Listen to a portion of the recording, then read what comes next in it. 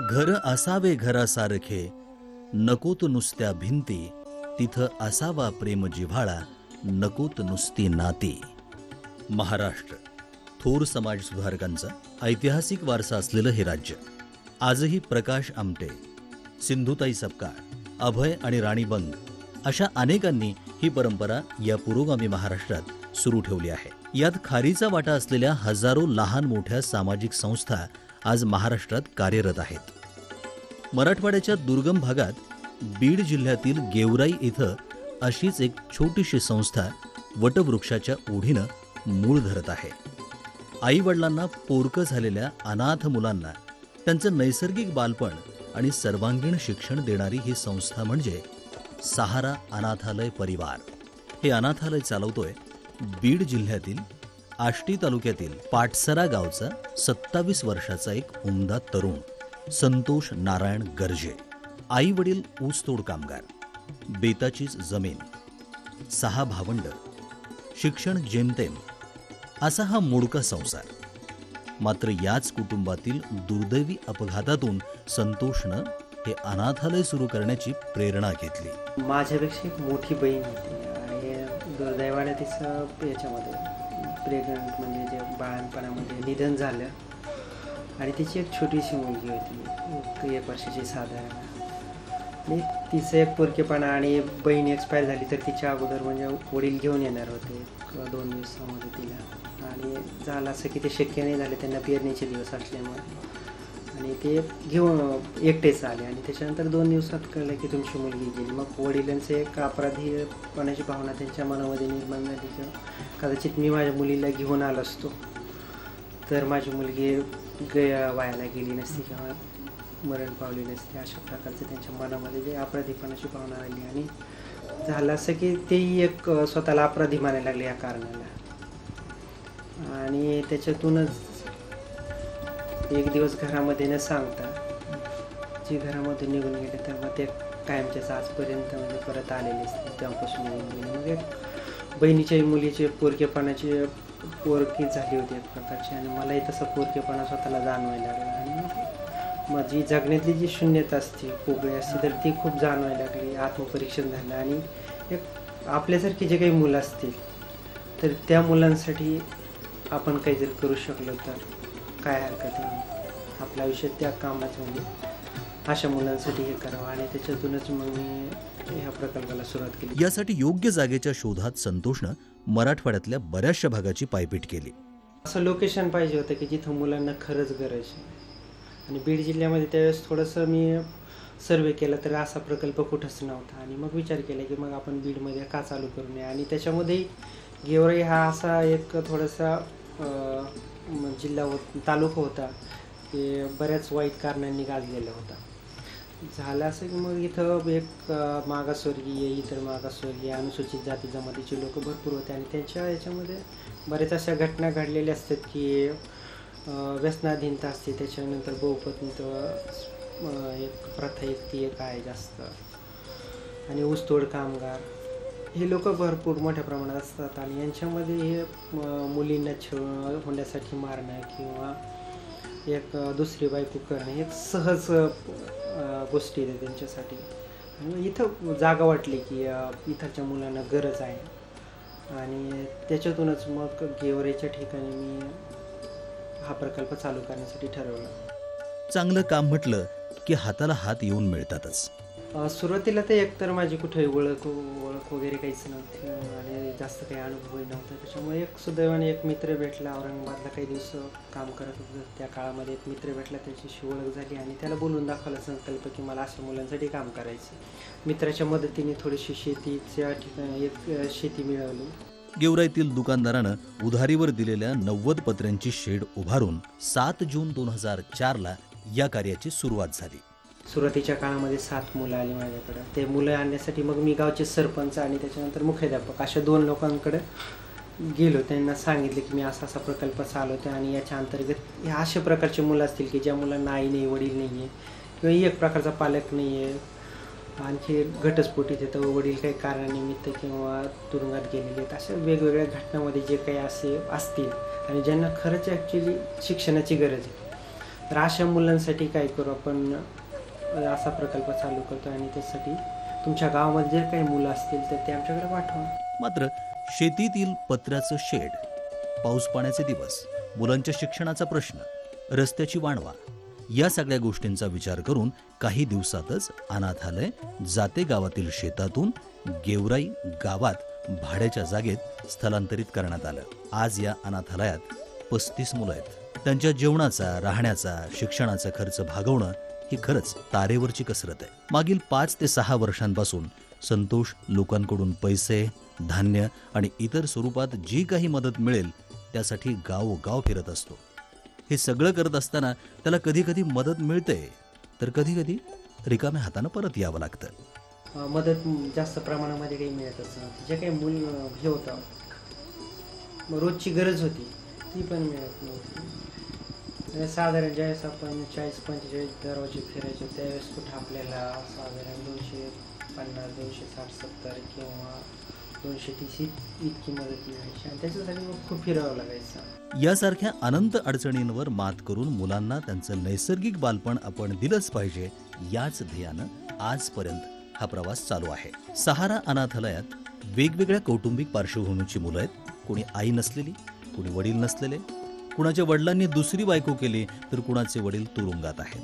प्रेम प्रकरणातून नकू झालेली, हुंडाबळीच्या समस्येतून पोरकी झालेली, घटस्फोटित पालकांची, परित्यक्त स्त्रियांची, विधवांची, काही वेश्यांची, अशा समाजातील वेगवेगळ्या समस्यांनी पीडित मुलांच्या कौटुंबिक पार्श्वभूमीची कुठलीही खूण न ठेवता जातीभेदाच्या भिंती पार करून ही सर्व मुलं आज एक कुटुंब म्हणून आनंदानं राहत आहेत. या कुटुंबाला संतोष सोबतच मुख्य आधार आहे तो डोंगरे आणि संभाजी सोनवणे तसंच बांगर मावशी यांचा. डोंगरे सर आणि सोनवणे सर अनाथालयात पूर्ण वेळ असतात तर मावशी स्वयंपाकासाठी बीडवरून ये जा करतात. मुलांना नैसर्गिक बालपण देण्यासोबतच त्यांच्या सर्वांगीण विकासाकडेही जाणीवपूर्वक लक्ष दिलं जातं.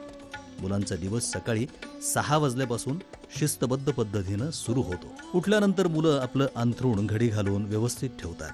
प्रातर्विधी आटपून व्यायाम करतात.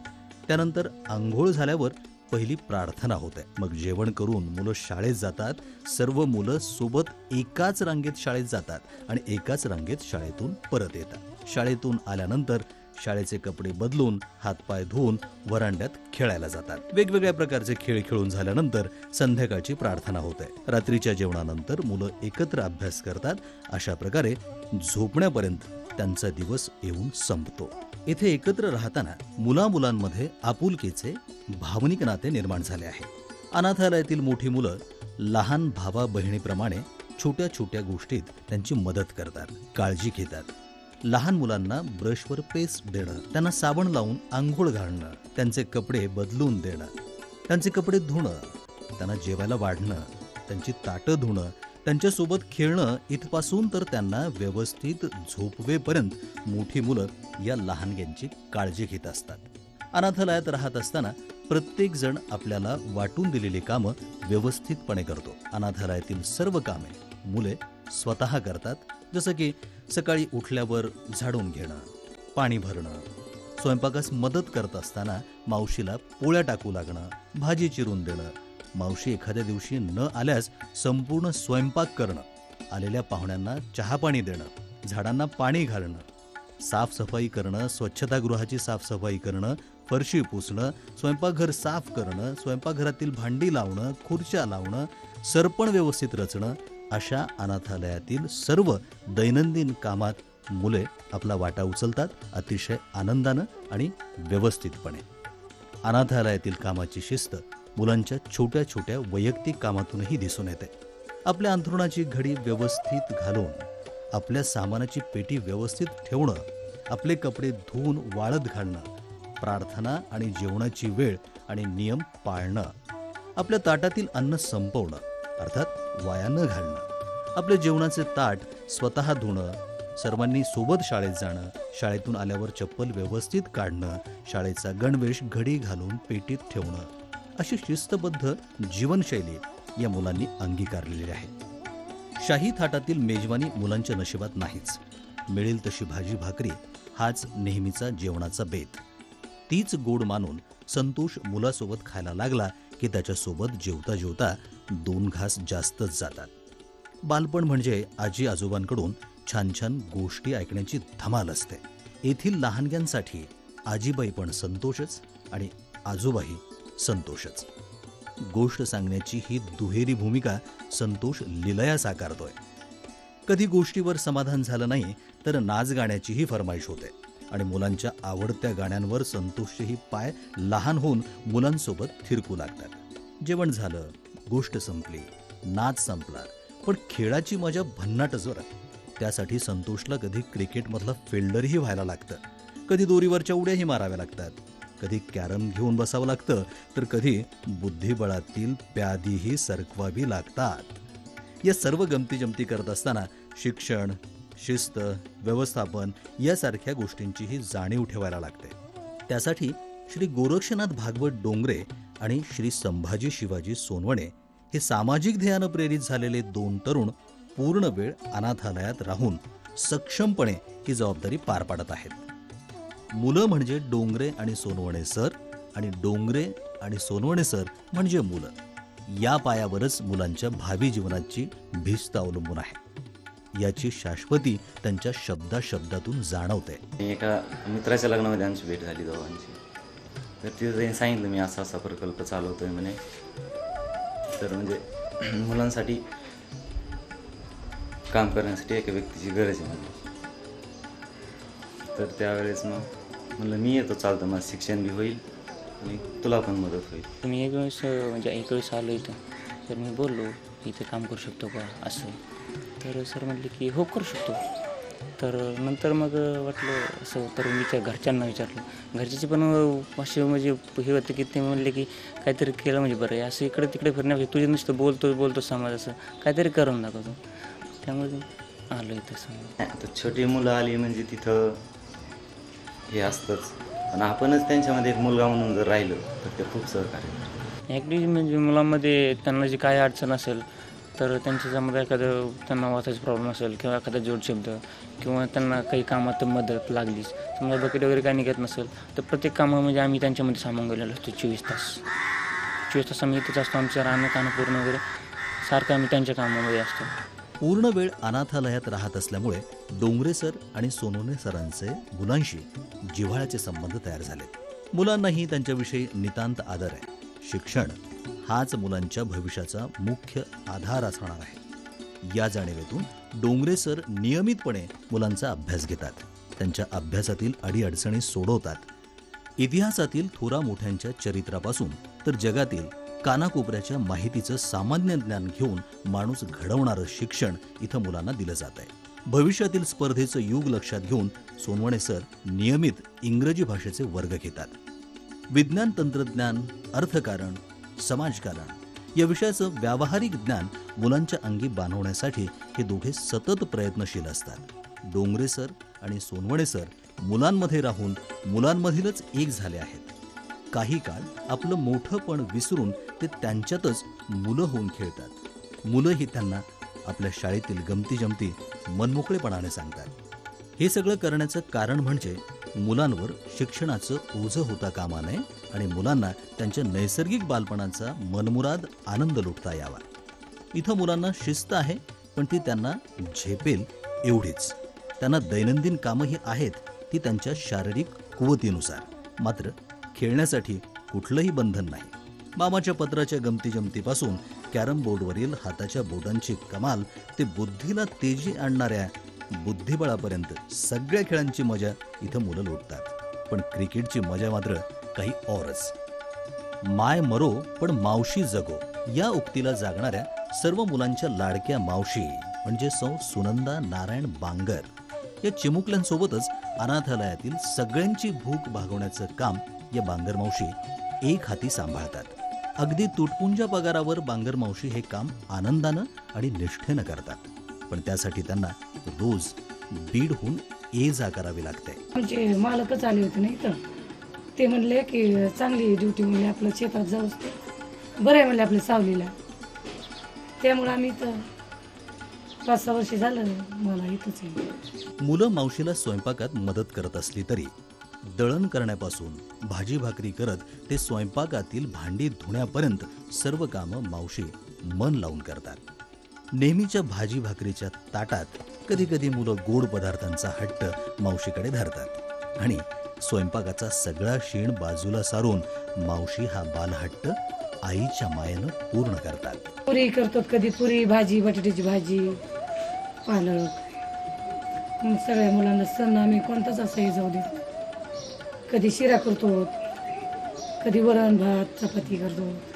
फक्त पुरणपोळ्या जमत नाहीत. एका कुटुंबातच पालन पोषण करताना कर्त्या व्यक्तीला असंख्य अडचणींना सामोरं जावं लागतं. तसं सहारा अनाथालय 40 जणांचं एक कुटुंब. हे अनाथालय चालवणं, त्याचं व्यवस्थापन ही एक तारेवरची कसरत आहे. पावलोपावली आपला तोल सांभाळून संतोष ही कसरत करतोय. अनाथालयाच्या जागेचं घर भाडं, स्वयंपाकाचं धान्य, किराणामालाचा खर्च, मुलांचे कपडे, शाळेचा गणवेश, शाळेची फी, दवाखान्याचा खर्च अशा अनाथालयाच्या सर्व गरजा देणगीदारांच्या देणगीतूनच भागवल्या जातात.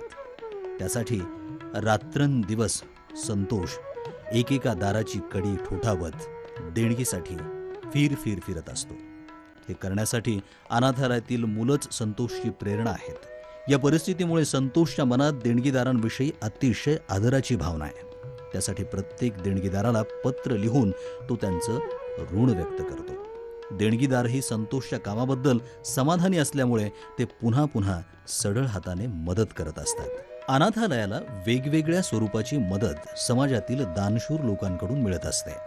कुणी जेवणासाठी धान्य देतं, कुणी विविध निमित्तानं अन्नदान करतं. अनाथालयाच्या कार्यालयातील सर्व फर्निचर तसंच मुलांना बसण्याच्या खुर्च्या औरंगाबादमधील एका दानशूर व्यक्तीनं दिलेल्या आहेत. जालन्यातील काही संवेदनशील मंडळींनी स्वयंपाकासाठी गॅस आणि भांडी दिलेली आहेत. कुणी विद्यार्थ्यांना ज्ञानवर्धीसाठी पुस्तकं दिलीत, तर कुणी मनोरंजनासाठी एक टीव्ही संच दिला आहे. मुलांच्या खेळाचं साहित्य, त्यांचे कपडे अशा प्रकारच्या वस्तूही देणगी स्वरूपात मिळत असतात. मात्र एवढी मदत अनाथालयाच्या दैनंदिन गरजा भागवण्यासाठी अपुरी पडते. कधी खूप मदत मिळते तर कधी काहीच नाही. अशा वेळेस संतोष मुलांपुढे हात मोकळे सोडून बसलेला असतो, कारण प्रत्येक गोष्ट भावनांवर भागत नाही. आजही संतोषला अनेक आर्थिक अडचणींना सामोरं जावं लागतंय. जगण्याच्या या लढाईत कधी तो एकटाही पडतो. अशा वेळेस अंधारात एकटं बसण्याशिवाय तो काही करू शकत नाही. मात्र सकाळ होताच मुलं संतोषचा एकटेपणा वाटून घेतात. अनाथालयाचं व्यवस्थापन पारदर्शीपणे आणि काटेकोरपणे राबवलं जातं. विनापावती कुठलीही देणगी स्वीकारली जात नाही. अनाथालयाला मिळणारी देणगी ही आयकर सवलत कलम 80G अनुसार करमुक्त आहे. या सर्व प्रकारच्या देणगीची नोंद ठेवली जाते. प्रत्येक बाबीसाठी वेगळी नोंदवही आहे. मुलांसाठी छोटंसं ग्रंथालय आहे, ज्याची दैनंदिन नोंद मुलेच ठेवत असतात. प्रत्येक मुलाची माहिती स्वतंत्र फाईलमध्ये नोंदवली जाते. मुलांना त्यांची आणि अनाथालयाची दैनंदिन कामं वाटून दिलेली आहेत. मुलांच्या वैयक्तिक सामानासाठी स्वतंत्र पेट्या दिलेल्या आहेत. या सर्व व्यवस्थापनावर संतोषचं बारीक लक्ष असतं. संतोषच्या नजरेतून कोणतीही गोष्ट सुटत नाही. वरांड्यात झोपलेल्या मुलांना खोलीत आणून झोपून सर्व काही ठीकठाक असल्याची खात्री केल्याशिवाय संतोष अंथरुणावर पडत नाही. अनाथालयात या आनंदी आनंद वातावरणातही समस्यांची काही कमी नाही. अनाथालयात 35 मुलं आहेत, मात्र 2च बाथरूम आणि एका टॉयलेटची व्यवस्था त्यांच्यासाठी ही अपुरी पडते. एकच शौचालय